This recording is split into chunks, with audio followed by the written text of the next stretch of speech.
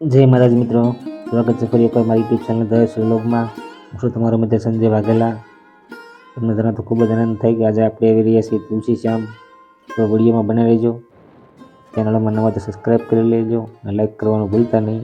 વિડીયોમાં આગળ તમને તુલસી શ્યામ મહિમા અને શ્યામસુંદર ભગવાન, તુલસી શ્યામ નામ ધારણ શા માટે કર્યું, રૂક્ષ્મણીજી રિસાઈને ડુંગર પર બેઠા છે એ વિશે માહિતી તમને મળતી રહેશે.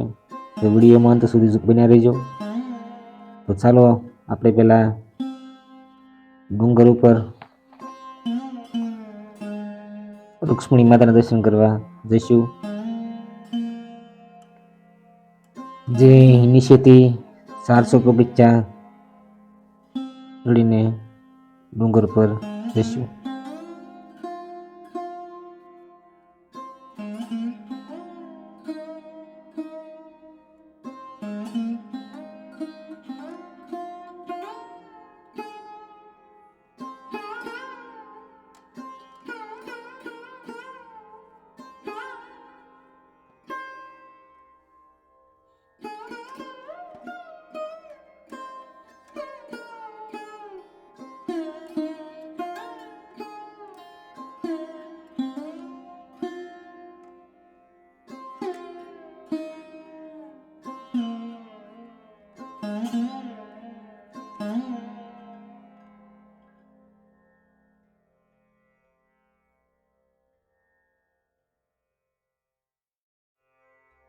તમે જોઈ શકો છો બેસવા માટે પણ સુંદર જગ્યા બનાવી છે. માથે ચડ પણ છે, જે અહીં તમે આગી ગયા હો તો આરામ પણ કરી શકો.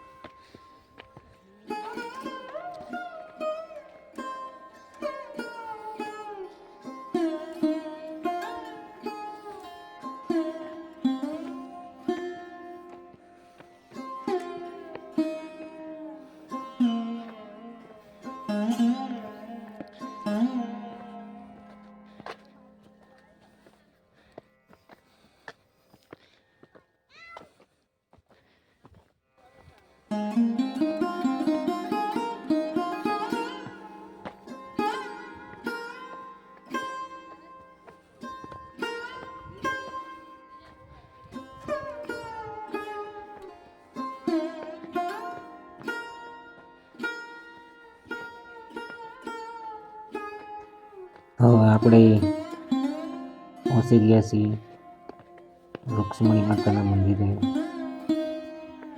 જે તમે જોઈ શકો છો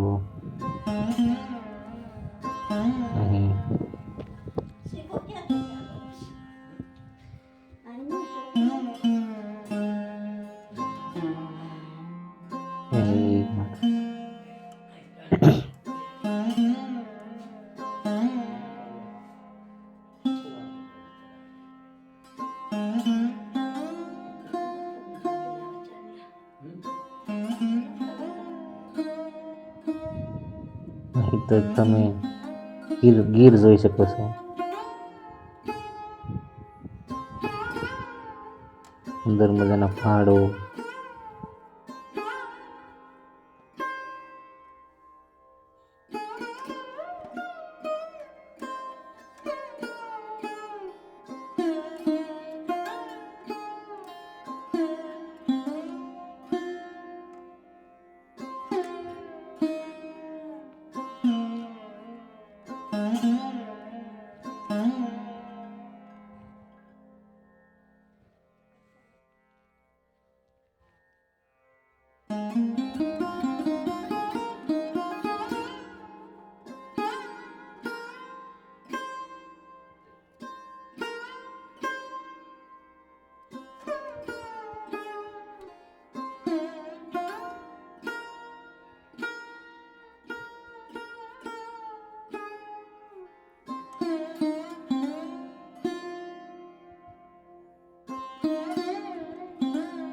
તો અહીં માતાજી બેઠા છે. કહેવાય છે કે સ્કંદ પુરાણ ઇતિહાસમાં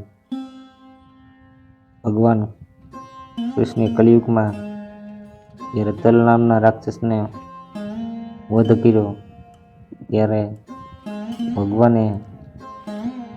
ભગવાન પાસેથી પણ રાક્ષસે વસન માંગેલું કે મારું નામ પહેલાં આવવું જોઈએ અને પછી તમારું નામ.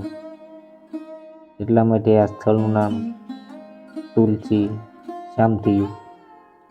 તે માતાજીને ન ગમ્યું, તેથી માતાજી રીસાઈને અહીં ડુંગર પર બેઠા છે.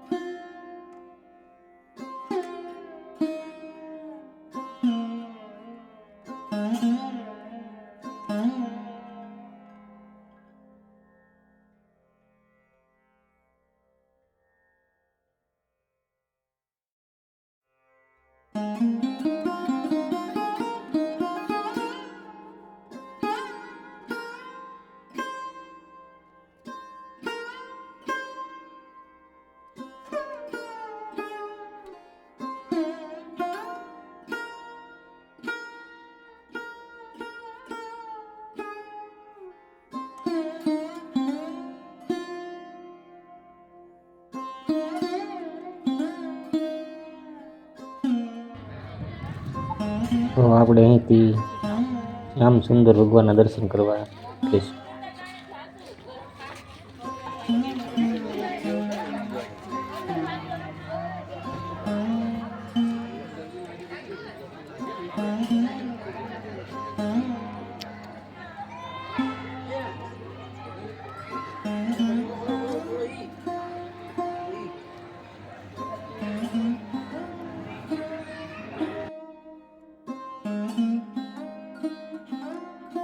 તો અહીં તમે શ્યામ સુંદર ભગવાનના દર્શન કરી રહ્યા છો.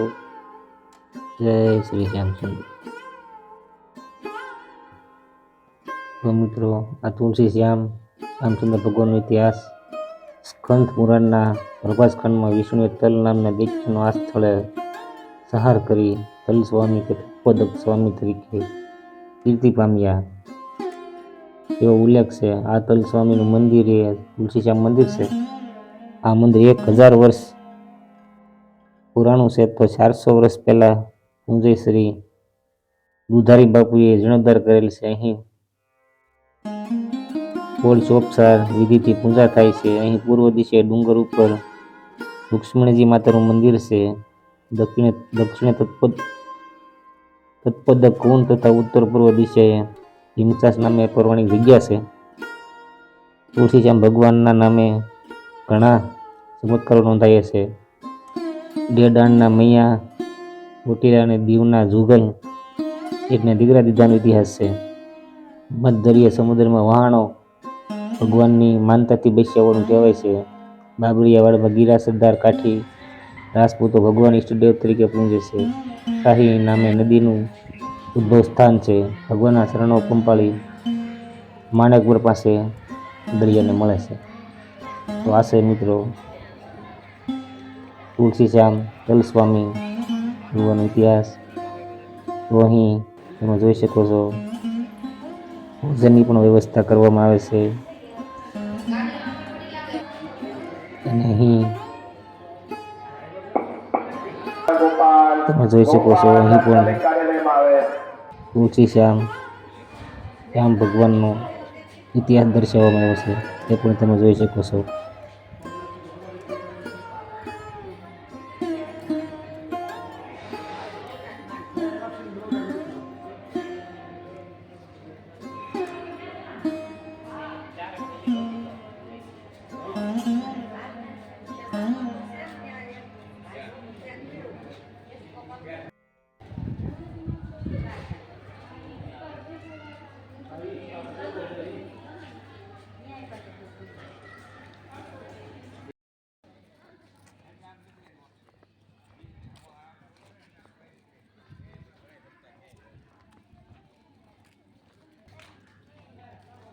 તો મિત્રો આપણે અહીંથી તત્પદ કુંડ, જેને આપણે ગરમ પાણીના કુંડ કહીએ છીએ, ત્યાં પણ જોઈશું. સ્કંદ પુરાણના પ્રભાસ ખંડમાં આ કુંડનો તત્પદ કુંડ તરીકે ઉલ્લેખ છે. આ કુંડથી આપણો વિસ્તાર હજારો વર્ષથી પરિચિત છે. અહીં ગરમ પાણીના વધુમાં વધુ 51 સેન્ટીગ્રેડ ઉષ્ણતામાન નોંધાયું છે. ઇન્ડિયન મિનિયર રિસોર્ટ નામના પુસ્તકમાં શ્રી કૃષ્ણ સ્વામી આ કુંડનું પાણી વિવિધ પ્રકારના સામાન્ય રોગ, મનકાના રોગોમાં ઉપયોગી હોવાનું જણાય છે. એ પણ તમે અહીં ઇતિહાસ દર્શાવે તે પણ જોઈ શકો છો.